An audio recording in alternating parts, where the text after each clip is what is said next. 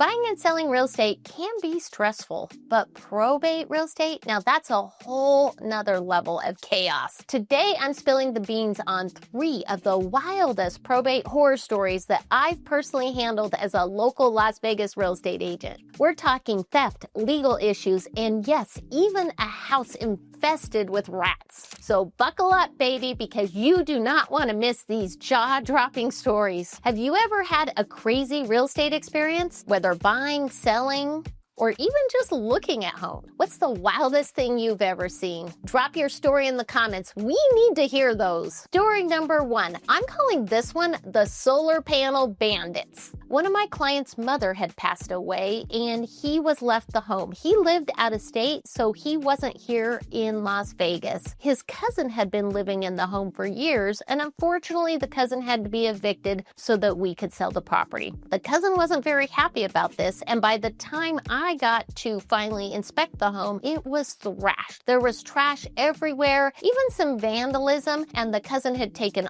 all of the appliances. We started getting bids and getting the homes cleaned up, and I had kind of touch base with some of the neighbors because they were asking what we were doing. While we were in the middle of cleaning up the house, one of the neighbors called me late in the evening to let me know that 2 people were on the roof, literally stealing the solar panels off the roof. Of course, what am I gonna do? I'm not gonna stop them. I called the police. The police went out, and thank goodness they actually caught the people in the act. The people had told the police that the cousin told them they could have the solar panels. Thank goodness the police caught them, and we were able to keep the solar panels in place. We got the house all cleaned up and listed and sold pretty quickly is the great news. Here's the thing to keep in mind though, these things happen a lot. You'd be surprised. I have a property right now. I'm meeting the seller this week, and we've been communicating probably for almost a year. They took their time getting a probate attorney involved, took their time really getting to where they want to list the home.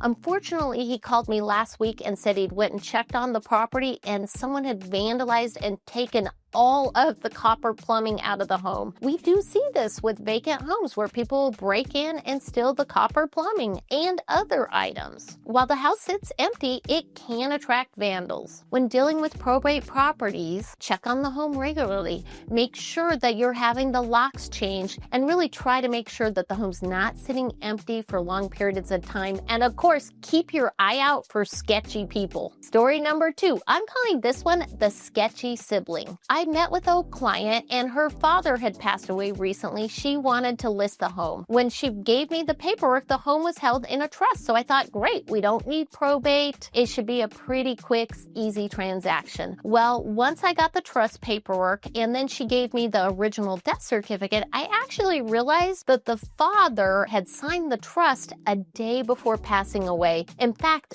the property wasn't even recorded into the trust until after her father was already deceased. I was worried that this would cause a problem, so I checked with our title company, and they recommended probably waiting to at least 90 days before closing escrow, because that way there won't be any problem of other heirs that might have a claim to the estate. The title company wants to make sure there won't be problems because they're providing the title insurance on the home. I did let the daughter know that I'd reached out to the title company. They were recommending we wait for about 90 days before closing escrow. Her attorney reached out to me and said, absolutely not. Get this thing on the market. We want it sold right away. So I did. Put it on the market. Sure enough, another attorney sent me a letter demanding that I take the home off the market because there were other heirs with a claim to the property. Before I get to the other juicy details, welcome to my channel. I'm Leslie Carver, your expert guide in all things real estate, especially if you're eyeing Henderson. I'm here to offer tips, insight, and market updates to help you navigate the real estate market in Las Vegas and Henderson. Please don't forget to hit like, click that subscribe button, and ring the bell so you won't miss any new videos.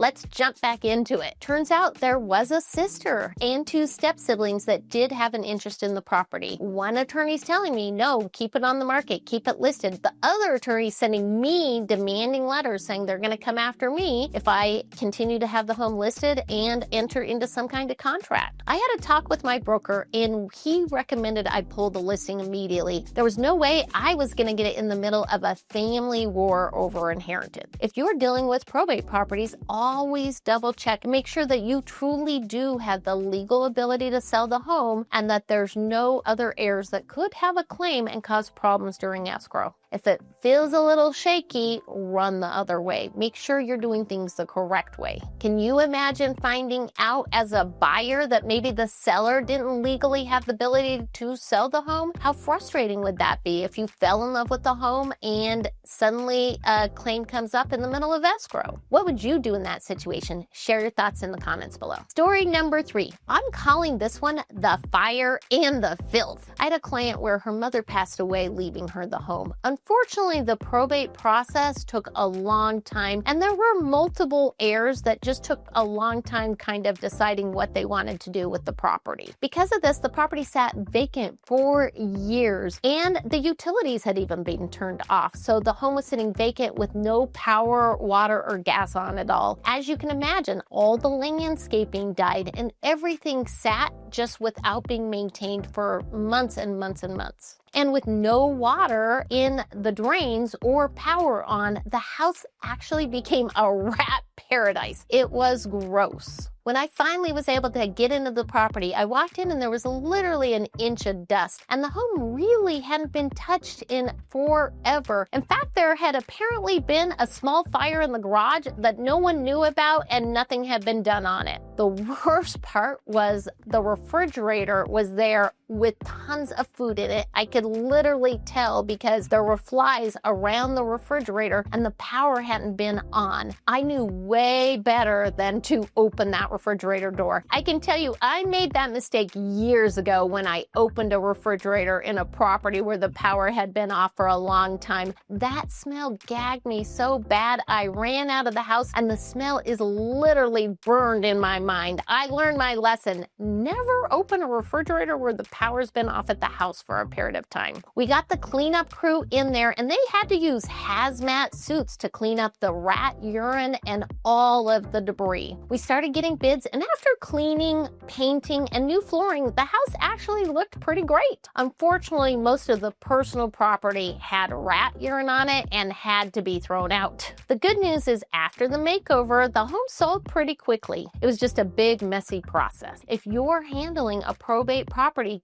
keep the utilities on. Try to expedite the process so it's not sitting vacant and not maintained for a long period of time. Empty out the refrigerator. That's a big deal. I promise you, you'll be thankful you did. As a buyer purchasing these type of properties, be aware that the property might have sat for months and the utilities might not have been on and the home might have been in disarray. Could have even had rats. Also, something else that I commonly see with probate properties is the seller might have passed away and been in the home and may not have been discovered for months. I have had several probate listings in that kind of situation. And in that kind of situation, the biohazard team has to come in and handle the repairs and cleanup. I've seen where they've had to take out all the carpeting. I've even had one instance where the seller passed away on the tile floors and there was a big square taken out. They come in and they may need to repaint the house or at least that room, clean the vents. It can be a lot in those kind of situations. And in Nevada, the seller doesn't have to disclose if someone passed away in the home